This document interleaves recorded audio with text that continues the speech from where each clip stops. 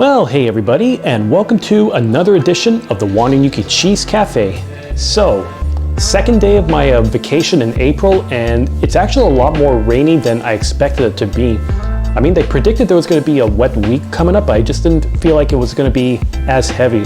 But it's not like it hasn't been a productive week for me so far. Even if I haven't really done as many wanders or new full episodes around the city of Montreal, it meant I was able to take care of a few small items here and there at home, such as putting together my vanity downstairs, which I'll put a card in the top right corner for you if you want to revisit that episode from the week before. But something else I've been doing too is went over to the hardware stores and I've been picking up some brand new electrical outlets and light switches because a few of mine look like they've been kind of old. They're ivory colored, and in some cases, if you were to take a look on this, clearly there's like too many layers of paint on here, so I feel like it's probably good to refresh it. Because once in a while, it's not a bad idea to change these up so that they look brand new. It's a small change, but it could make a big difference with the aesthetic. And I know some of you are thinking like isn't that a little hard to do? Truth is, it's actually a little bit more straightforward than you realize.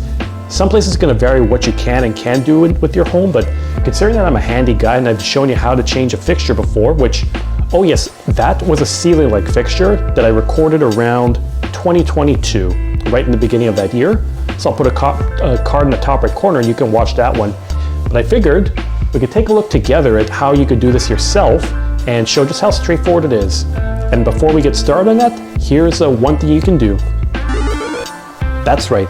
Click that subscribe button below and put the notification bell on, because that way, if you have any ideas for... Actually, no. I lost my script idea for the second. If you want to get an idea of any new episodes coming up, subscribing will let you get a pop-up on your phone that it's going to be ready to view. And give me a like while you're at it. The more likes I get, the more these videos are promoted all across, so it does help me a bit more than you expected. Now, on with the show here. But first thing I'm going to make sure of is that the electrical outlet is powered down. So I'm going to go down to the circuit breaker, turn off the switch for this, and then we'll make sure there's no electricity running. So I'm just going to do a quick test here. Yep, power's off. So these outlets are going to be coming in two different styles. You're going to find sometimes they're going to be in this rectangular style, or there's going to be these round ones that I think when I was growing up, I remember seeing these more so in my houses compared to the others. I actually don't know what the difference is between the two, but any of you who is an electrician and watching this can let me know in the comments section, and you could tell me which one is more beneficial. But for all intents and purposes, I'm just going to go with the rectangular one because that's what I already have over here. So I have a white faceplate, which is the cover over the socket and the box that this hooks up into. Typically, well, one shop I went to has a lot of white ones, but you can sometimes find them in ivory, which is what this color is. But you can also find some random custom ones. Like I've seen black, I've seen brown, and there's probably a whole bunch of them I'm unfamiliar with. But essentially, this is what you do. Just gonna grab my gear. So what you need is a flat screwdriver, and then you're gonna have these two screws right at the top. They're very small, but the idea here is that this is to hold it into the electrical box where all the wiring is located. So you just take these off.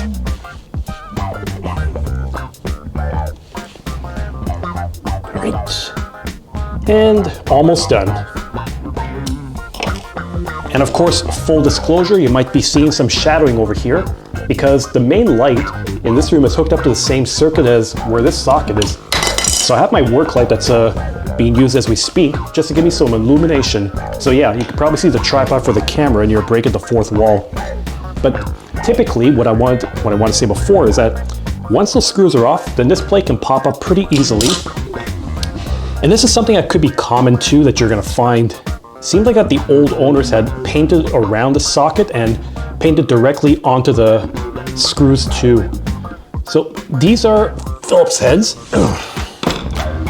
It might be a bit complicated to do. Oh, actually, before I do anything, this is going to be a good idea every time you power it down. If you get these circuit detectors or these current detectors, press it on. There, so you're fine. I probably should have shown you that before, that this thing is essential if you're doing electrical work, because if you're going to be working with this, you want to make sure there's no charge. if there was a charge, this thing would be flashing and beeping at the same time to show there's a current, do not touch it. So that would mean that you probably have to double check your work once again. And of course, because they painted all over the screw and on the outlet, that means sometimes you might need to get your utility knife to just score a little bit around the edges, just enough that you break the connection between the paint and the wall, which will let you unseal it. Typically, these screws that you have in here, like I said, are Phillips heads, although I do see ridges that show that it could be a flathead screwdriver. What I'm trying to do is I'm just trying to loosen up the paint just enough so that I'm able to unscrew this. Oh, there you go. You got to be real careful with some of these screws, because if you try to unscrew it or apply pressure, if you're turning it like clockwise or even counterclockwise, then you're going to wear out the screw, and then it's going to become a lot more complicated to remove. I had that happen with one of my outlets I was working on before, so if it's really worn out, you might need to get some pliers or a wrench to grip it and then twist it off manually. Sometimes that's the only way, and you basically got to do what you can to replace it. Well, try to get it off. Can't be any worse than working with some kitchen plumbing, because I know that I was working with one ages ago where that one, it looked like it might have been fixed on with something, and it took a lot of work to get the old fixture up before I was able to install a brand new one. That's sometimes the case, is that the difficult part is getting the old thing off, but then once that's done, it's pretty straightforward to install the brand new one. I use one small flat screwdriver, I use my Phillips head, and I'm still having issues. But luckily I still have enough of a ridge here that I think this larger flathead can do. There you go. Sometimes you gotta see all your tools and try to put it to the best of your abilities, because these can be tricky to remove, especially if it's all been painted on. My God. There we go. Of course, ideally, what I would prefer, oh, there you go. Sometimes you gotta really press it in and then unscrew it, but ideally, what I would like to do is just loosen it enough that it can be hand twisted or finger twisted, so that you don't have to stress yourself out too much. Ugh. Come on. Unscrewed it for a little bit, and now it looks like it's able to be hand twisted or finger twisted. And, okay, this thing has no contact at the top. This one here, there you go. So now you just pull it out, and then you'll be able to expose the wiring. And you'll probably get an idea of what this is supposed to look like too. Okay, so from what I could tell, actually I got a better idea. Typical whenever you're removing an old outlet. So it looks like there's quite a bit of paint around here. I see that the white wire is going to be on the right-hand side, or my right, along with the grounding wire. I think my understanding of this is that if you have it grounded here, then it's supposed to prevent it from overheating in case of a short circuit. So that would trip the breaker and then turn it off. So it's going to be white wire here, then black wire over here. So I'm going to try to unscrew this to the point where I'll keep the top and the bottom at the same location, so I'll know exactly where to put them back in. Once again, I'm going to be using my Phillips head. Maybe it's probably best to use a flathead here, because it seems like there's quite a bit of paint that got onto this for God knows what reason. So I'm just going to loosen it up enough. Yes, in case you were wondering too, the power is still off. So loosen up just enough that your wire can be unhooked from this thing, because this is the contact point that's going to be giving you your circuit and creating power. Okay. So,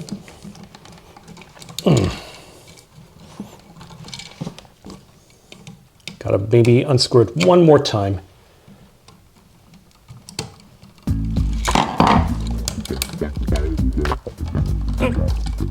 There we go, getting there. Man, this is quite a bit of a struggle. Oh, no, wait, never mind. Now, because I know that this was on the top of the outlet, I'm gonna move this upwards here so that I don't forget. Now do the same thing for the bottom one until everything is removed.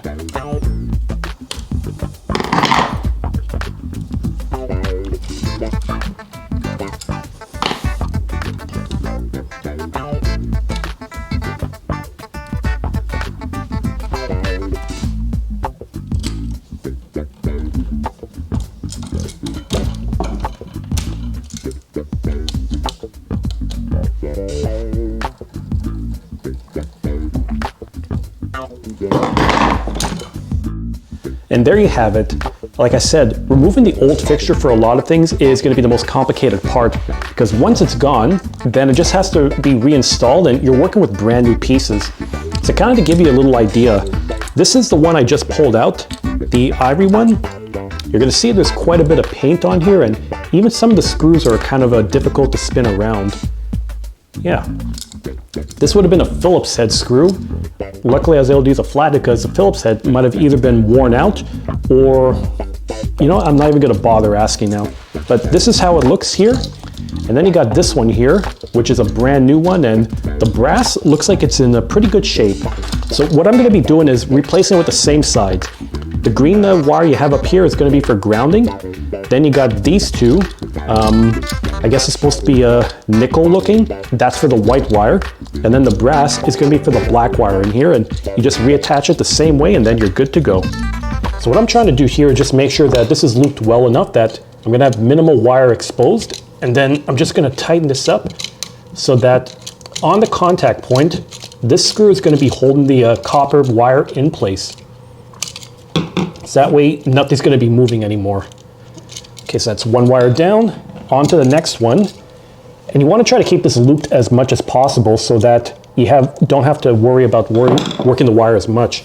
But if it is unlooped for whatever reason, you just get yourself some needle nose pliers or very thin wires, because those are pretty good for bending a copper and then looping this back into shape. Okay, so the white side is done. And at the same time, before I push everything back in, I am going to ground this. Oh yeah, because I also have the black wire too on this side.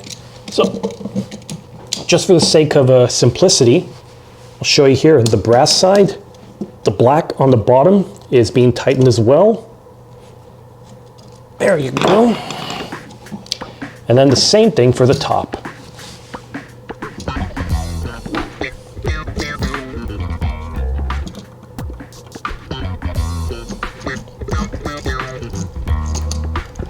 Okay, that's everything here for the white and the black. This could then be pushed in, because these wires are pretty flexible so that they'll be able to bend and go into place. But before I do that, like I said, I need to make sure this thing is grounded. So let's just try to get this back into the same spot that it was in before.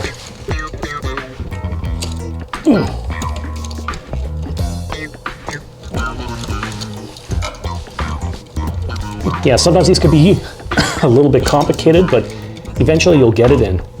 And ta-da, it's grounded. Oh, almost grounded. First I gotta tighten this up. There you go. And as for fastening this back in, you have these screws that are already going to be pre-installed into the outlet themselves, and then just screw it back into the electrical box that's going to be in the room. It's not that hard to do. It just takes a little bit of effort to make sure it's aligned up, and then you can screw it back in. Obviously, if you want to replace your box, then that's probably going to require an electrician, just because you are going to be working with the wiring that's in the wall as a result. So that's probably something that's beyond my knowledge. But swapping out a fixture like light fixture, light switch, outlet, that's relatively straightforward to do.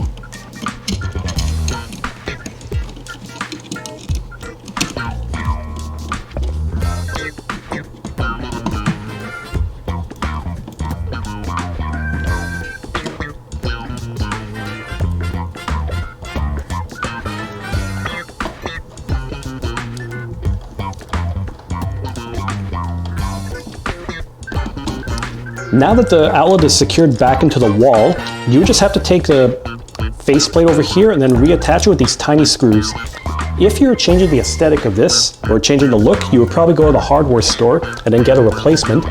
But because this one was already white in the first place, I'm just going to reuse the element here and then reinstall it back in.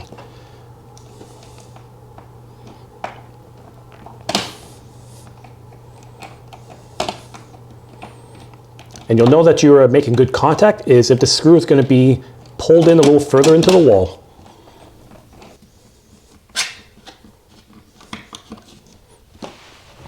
There you have it. So the faceplate is back in, so that means that your outlet is fully installed once again. So what I'm gonna do afterwards is I'm gonna just go back, turn the power back on, put in this little glow thing to make sure it works. I know there's also other tools you can use on the market and are just as efficient or sometimes even better for testing it. But for all intents and purposes, this outlet is replaced. And you're gonna see too that sometimes a small change, like I said, makes a huge difference in the aesthetic of your house. Because some of these outlets, let's face it, aren't meant to be kept for decades on end. Things wear out quite a bit. Power's back on, so just gonna put this in. Yep, we're good. If this is not powering back on, that means you probably wired things incorrectly and you'll need to redo your stuff again. Or if that doesn't work, you'll probably have to call a professional for that because some things are beyond the scope of a homeowner for what they can do. Oh yeah, one more element I forgot to bring up. So in the very, very early days of the channel, I did talk a little bit about ways you could save some money on your heating and your electricity over the year. And I'll put a card on the top right corner if you want to revisit that one, because that was like in the days when I was really starting to get into doing work in my own house. But in case you don't want to do that, the main takeaway is that you also have these foam gaskets you could put on some of your outlets. Because the thing is that sometimes with an older house, you might not have enough insulation on the back side of it, or maybe no insulation whatsoever. So you might have some drafts coming in and it would interact with the warm air that's in the house. So what you would do is you just remove the faceplate here, poke these out. Well, as you can see, this is for the rectangular one, but you basically poke it out, put it in, and then it's actually going to act as a barrier to make sure that no air gets into your house. But of course, I have some other issues with this. I don't know what they were thinking, but it seemed like that the previous owners had painted some of these electrical outlets for God knows whatever reason. Sometimes it could be an aesthetic, I guess, but this seems like it's a bit of random stuff. I've got a metal faceplate, a bit of gray paint down here, black paint up here. The top one is white on one side, gray on another, beige on another, brown there. It's like, are they trying to paint a face or something? Sometimes people, I've been saying before that I've been questioning a lot of things that the previous owners of my house have done, and it's never gonna stop. So what I'm gonna do is I'm gonna continue on with this smaller project where I'll take a couple of minutes here and there to replace an outlet, and then we'll slowly be having a brand new set of plugs around here. So everyone, thanks for watching this latest edition of the Handyman Corner of the Wandering Yuki Cheese Cafe. Now if you like what you see, you know what to do. That's right, hit that subscribe button below, give me a thumbs up if you enjoy my wanders, my stories, my projects at home, and everything that comes with it. And if you have any ideas for future episodes, leave in the comments and I'll see what I could do. Till then, take care, see you next time, and above all else, enjoy the ride. Seriously, painting plugs? Ugh.